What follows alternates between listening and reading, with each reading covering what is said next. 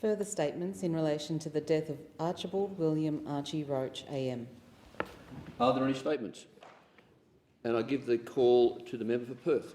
Thank you, Deputy Speaker. Archie Roach was a musician and storyteller with the most generous of thought. He managed to have all of us know and think about First Peoples' lives and the hardship which they have endured.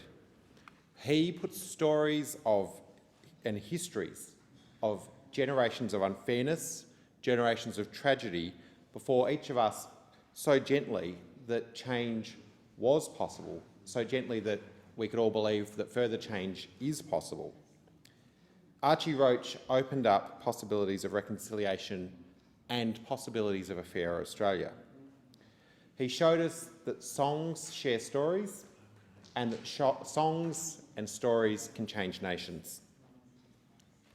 He let us know what could and should be done, but never in a harsh way, but in a way that opened up the hearts of all of us. He was born in 1956 in Victoria. Just a few years into his life, he was forcibly removed from his family and taken to life on a mission. Placed into foster care, he was told he was an orphan. Eventually, he found a home with Alex and Dulcie Cox, a family of great enthusiasm for music. His foster father, I should say, would sing traditional Scottish music. His eldest sister from that family, Mary, taught the basics of guitar and keyboard. Archie said of his foster father, quote, "He was a big influence on me, a good influence. I'll love him to the day I die." And I think we all recognise that that influence gave us that amazing sharing of story through song, which gave us the Archie Roach that we are celebrating the life of today. He received a letter when he was about 14 years old telling of the fact that his mother, his biological mother, had passed. This is when the reality of what happened in Archie Roach's early life struck him. He was enraged. He left his foster home with nothing but a guitar, no money, no possessions, just a guitar and, understandably, some anger on his search for his parents and the story of his life. In that search, as a teenager, he met Ruby Hunter. They would later marry, form a band and start a life in Melbourne. That life gave us the song that has been so celebrated in this place, "Took the Children Away," which tells us so painfully, but also with much hope, the story of the stolen generation and his experience of having been removed from his family. One of the first times he performed that, and one of the largest early audiences he performed that song to, was during the protests of the bicentenary celebrations in 1988. That performance, to a mainly white audience, was at first met with complete silence. The story, which I think kind of shows that silence is not always a sign of disapproval, but a sign of emotion and people learning afresh. Paul Kelly shares the story that, quote, he finished the song and there was still dead silence. Archie thought he'd bombed, that everybody hated it. So he just turned it and started to walk off stage.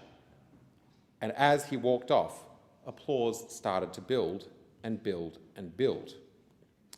People were so stunned at the end of the song that it took them a little while just to gather themselves and applaud. That is one of the nation's great storytellers, Paul Kelly, telling us about one of our nation's other great storytellers, Archie Roach. He released Charcoal Lane in 1990, which featured that song. He was nominated for ARIA Breakthrough Artist in 1991. He won a Human Rights Achievement Award. He released 9 albums, including collaborations with none other than Bob Dylan, Billy Bragg, Tracy Chapman, Patti Smith, and so many more. I couldn't name them all.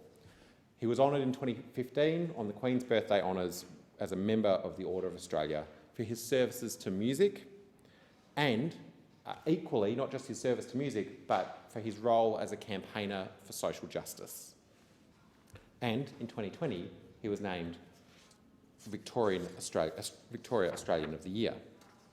While he was owned and his life was in Victoria, he was loved by Western Australians. He came through Western Australia so many times over the years. He came to open the Perth Festival. He's performed in Broome, the Nannup Music Festival. He's performed with Paul Kelly at Optus Stadium, just to name a few.